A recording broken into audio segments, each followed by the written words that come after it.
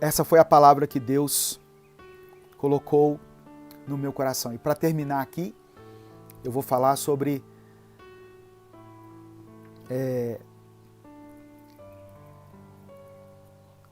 levantar e andar. É a última coisa. Por causa da sua incapacidade, por causa da sua condição, aquele homem, aquele paralítico estava prostrado. Talvez, aqui eu vou conjecturar, eu vou supor, talvez ele fosse um tetraplégico, só conseguia mexer a cabeça, porque ele andava deitado numa cama. Então ele dependia das pessoas, ele dependia da ajuda das pessoas, ele não tinha condições de fazer nada.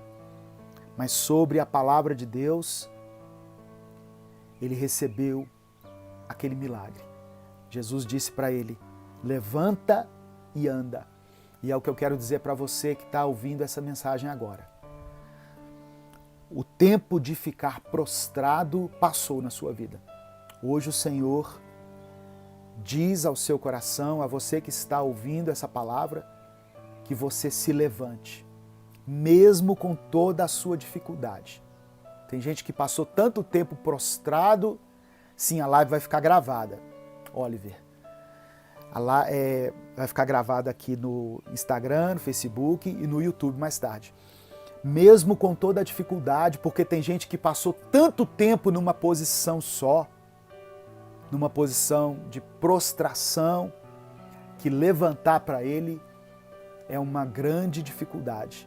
Mas mesmo assim, o Senhor diz lá em Isaías que Ele é aquele que nos toma pela mão direita e nos diz, eu te ajudo, eu te sustento. Eu quero que você receba essa palavra em nome de Jesus. Eu não sei como está a sua vida, eu não sei qual área da sua vida tem sido afetada nesse tempo, mas o que Deus diz a você é, levante e ande. Levante e ande. Saia da caverna, saia do lugar do seu isolamento, saia do lugar da sua tristeza, procure ajuda se for preciso. Por isso que o evangelista Marcos mencionou os 4 homens. Às vezes nós vamos precisar de ajuda. Nós estamos no Setembro Amarelo, né, que é o mês de prevenção ao suicídio.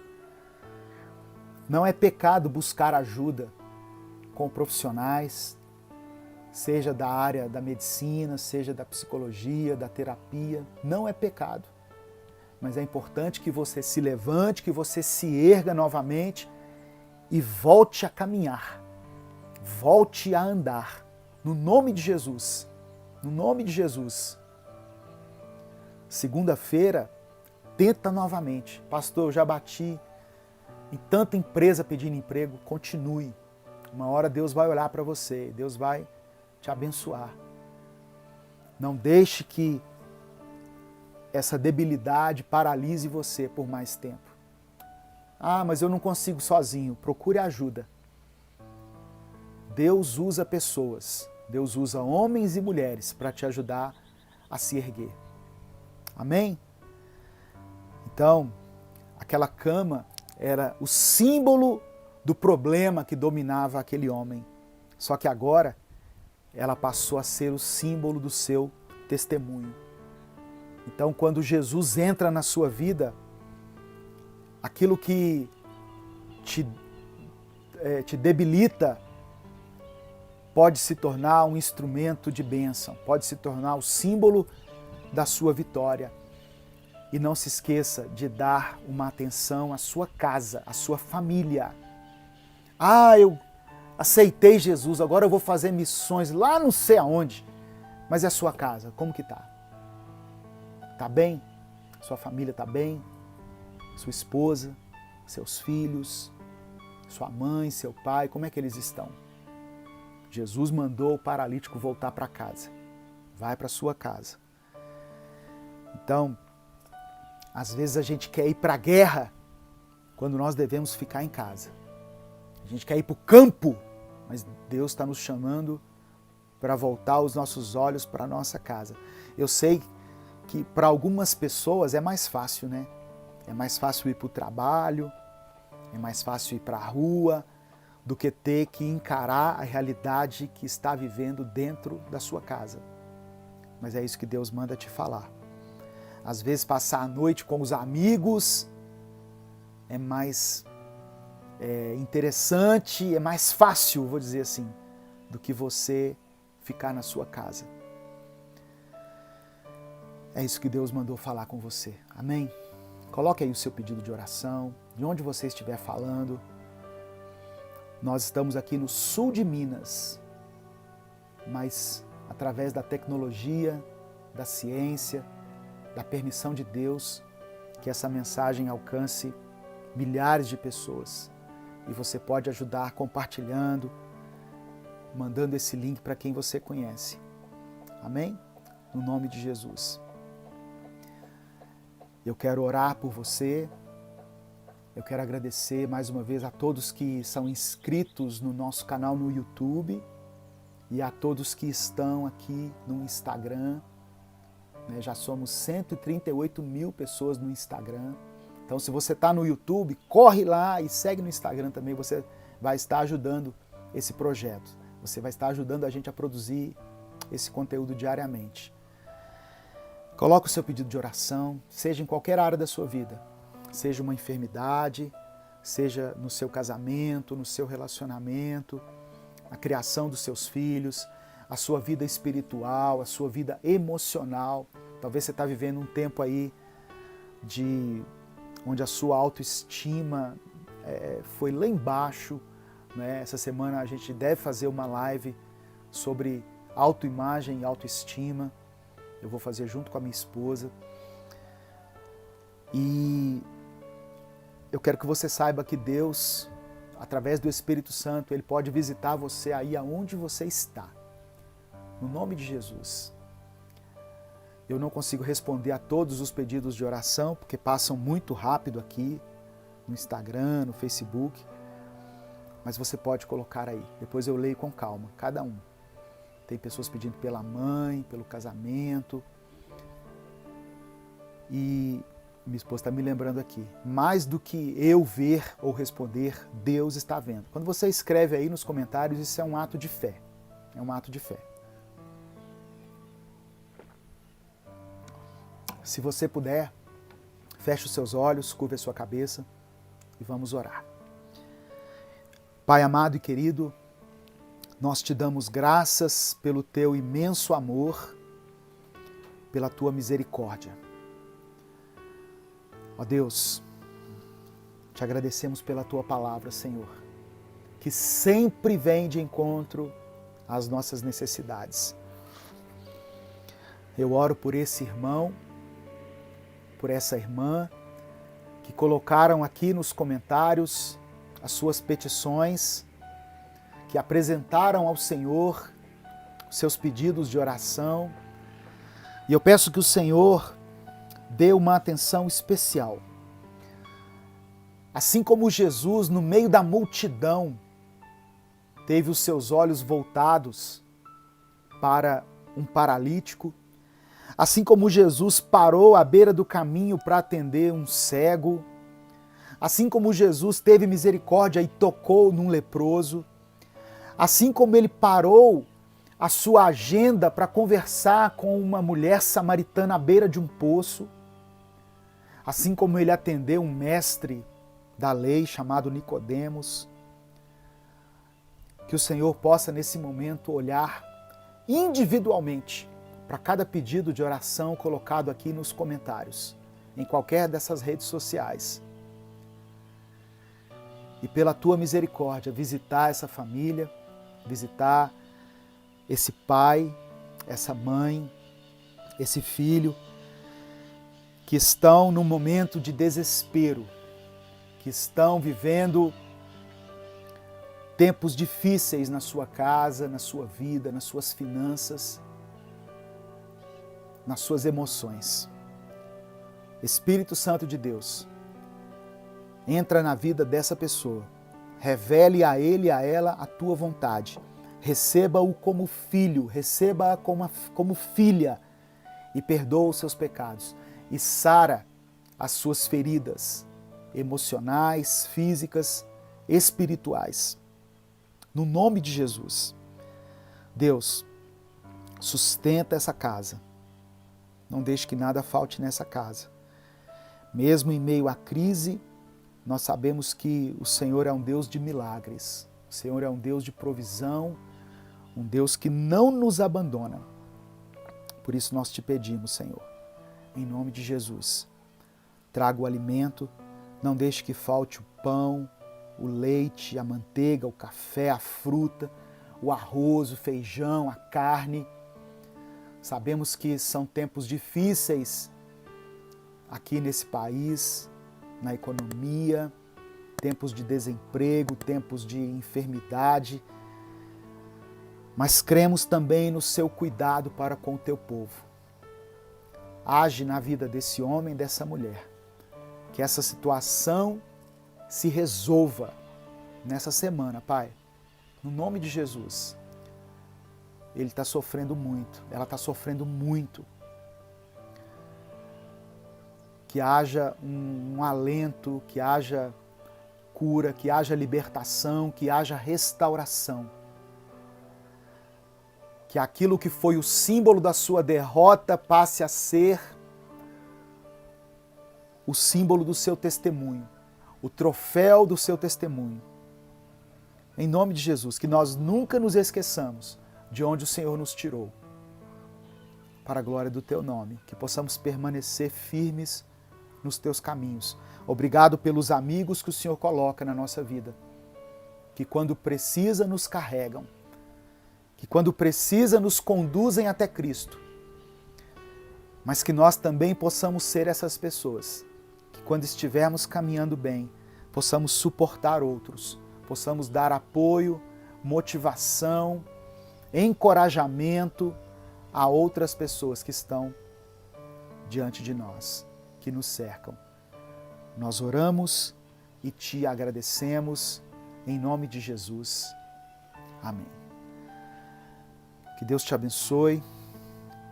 Uma semana de bênção para você, uma semana de vitória, uma semana onde a maravilhosa graça do Senhor se faça presente aí na sua casa, na sua família.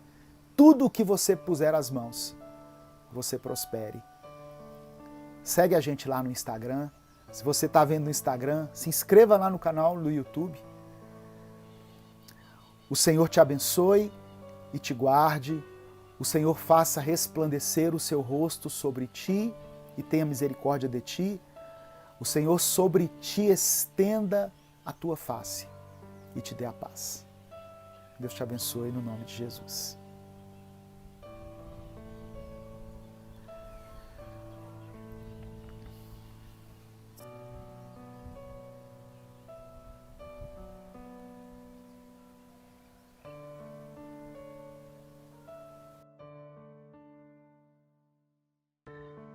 Eu quero ler com você o livro de 2 Reis, capítulo 6, do verso 15 ao verso 23. 2 Reis, capítulo 6, vou deixar você abrir, do verso 15 ao verso 23. Diz assim a palavra do Senhor. 2 Reis, capítulo 6. A partir do verso 15. O servo do homem de Deus levantou-se bem cedo pela manhã, e quando saía, viu que uma tropa com cavalos e carros de guerra havia cercado a cidade. Então ele exclamou: "Ah, meu senhor, o que faremos?" O profeta respondeu: "Não tenha medo. Aqueles que estão conosco são mais numerosos do que eles." E Eliseu orou: "Senhor, abre os olhos dele para que veja." Então o Senhor abriu os olhos do rapaz, que olhou e viu as colinas cheias de cavalos e carros de fogo ao redor de Eliseu. Quando os arameus desceram na direção de Eliseu, ele orou ao Senhor: fere estes homens de cegueira. Então ele os feriu de cegueira, conforme Eliseu havia pedido.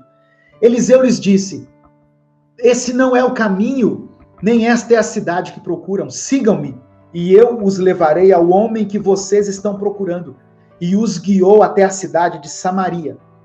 Assim que entraram na cidade, Eliseu disse: Senhor, abre os olhos destes homens para que possam ver.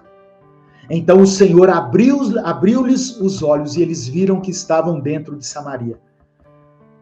Quando o rei de Israel os viu, perguntou a Eliseu: devo matá-los, meu pai?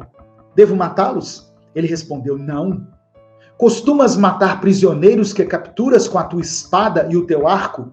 Manda-lhes servir comida e bebida, e deixa que voltem ao meu senhor. Então preparou-lhes um grande banquete, e terminando eles de comer e beber, mandou-os de volta para o seu senhor.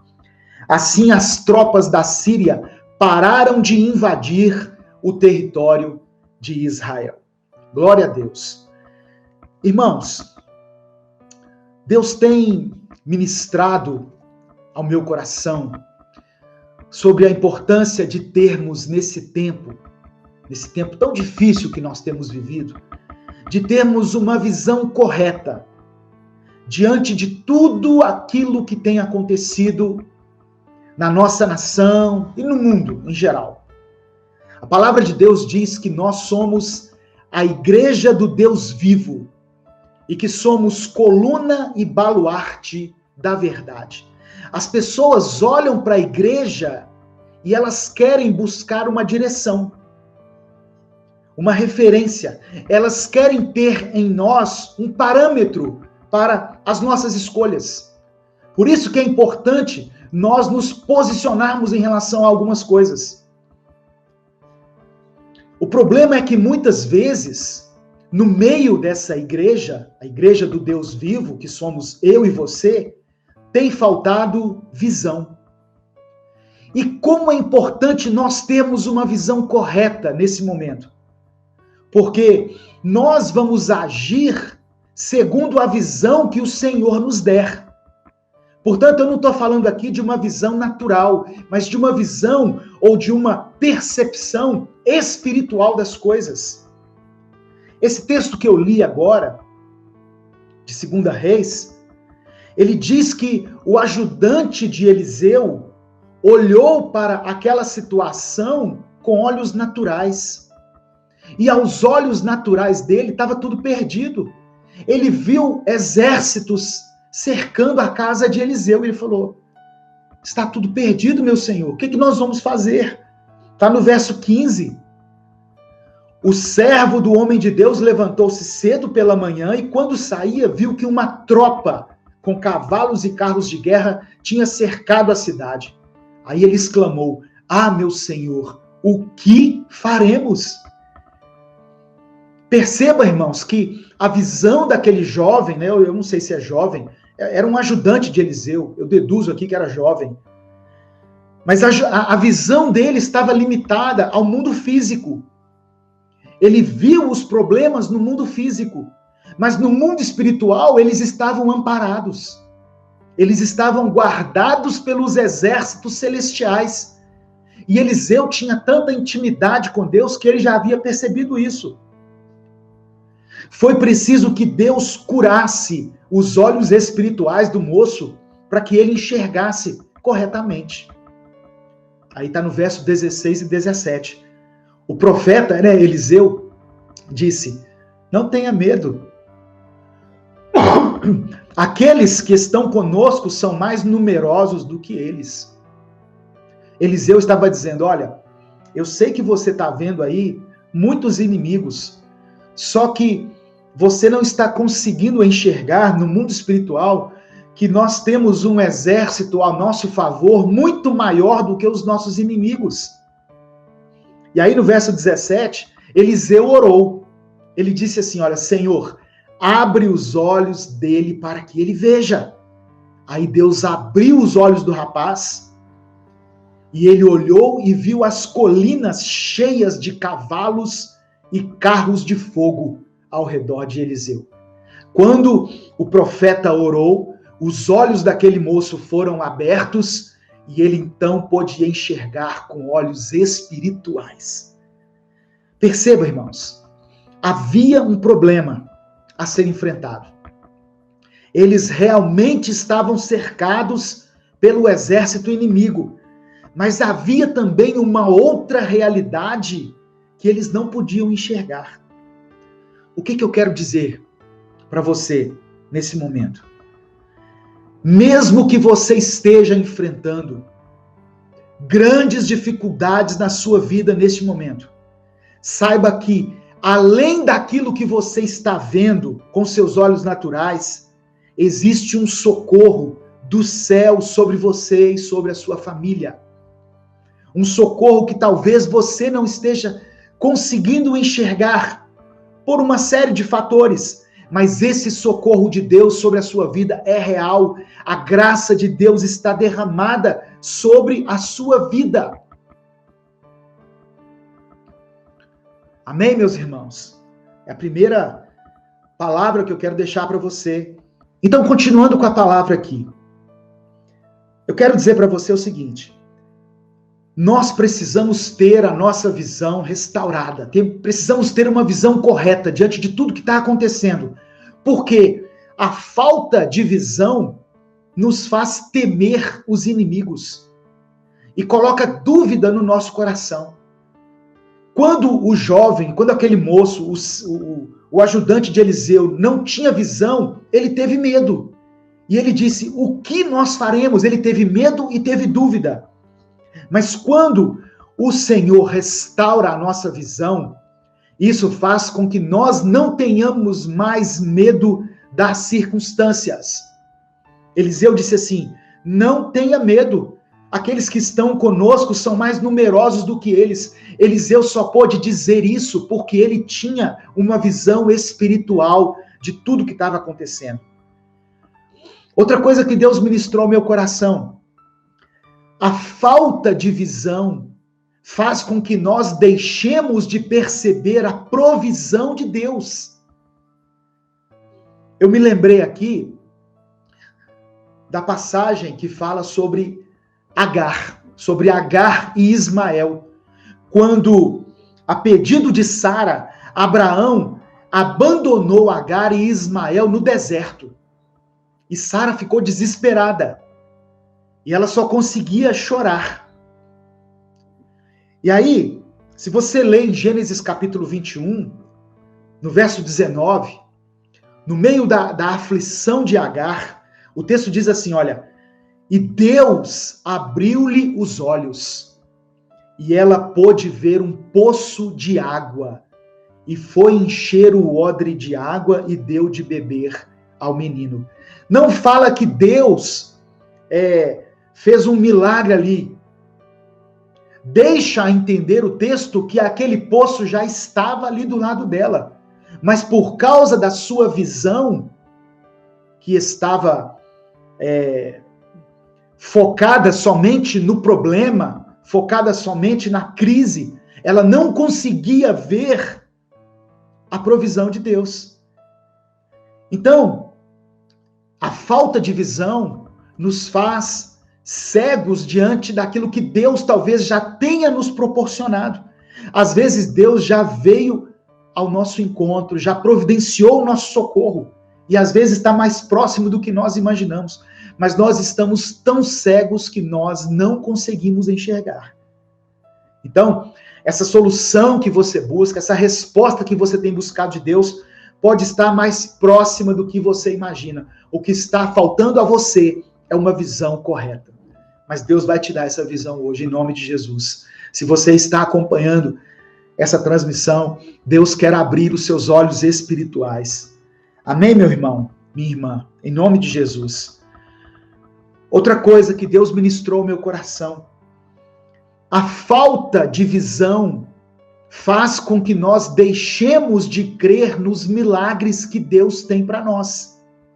A falta de visão faz com que nós deixemos de crer nos milagres que Deus tem para nós. Em Gênesis capítulo 12, Deus chamou Abraão. Deus chamou Abraão e assim, foi um chamado tremendo. Sai da tua terra, da tua parentela, da casa de teu pai, vá para uma terra que eu vou te mostrar e eu darei a você uma grande descendência. Foi o que Deus falou com Abraão. Só que passaram-se muitos anos e não aconteceu nada. Aquela visão que Abraão teve em Gênesis 12, no primeiro dia em que Deus o chamou, aquela visão foi ficando turva. Porque as coisas não aconteciam e Abraão foi ficando assim. Eu não vou dizer que ele teve dúvida, que ele não acreditou, porque a Bíblia não me dá respaldo para isso. Mas o fato é que em Gênesis capítulo 15, Abraão questiona a Deus. Então eu não sei se ele teve uma crise de fé, uma crise de dúvida, mas o fato, se você ler Gênesis 15, você vai ver que Abraão questiona a Deus. Abraão fala assim, ó Deus, até hoje nada. O Senhor falou que eu ia ser pai de muita gente, até hoje eu não tenho um filho. A visão de Abraão tinha sido afetada. Então o que Deus faz? Deus chama ele para fora da tenda e mostra a ele as estrelas. Mostrando para Abraão o seguinte, olha, tire os seus olhos das coisas naturais, das circunstâncias, e coloque os seus olhos nos céus. A falta de visão faz com que nós deixemos de acreditar nas promessas, faz com que nós deixemos de acreditar nos milagres. Gênesis capítulo 15, versículos 5 e 6. Então o levou fora, Deus levou Abraão para fora da tenda e disse, olhe agora para os céus e conta as estrelas, se as pode contar. E disse-lhe, assim será a tua descendência. E Abraão creu no Senhor, e isso lhe foi imputado por justiça. A partir do momento em que a visão de Abraão foi restaurada, em que ele passou a contemplar as maravilhas de Deus, ele passou então a acreditar novamente. Ele passou a caminhar novamente pela fé. Amém, irmãos? Louvado seja o nome do Senhor.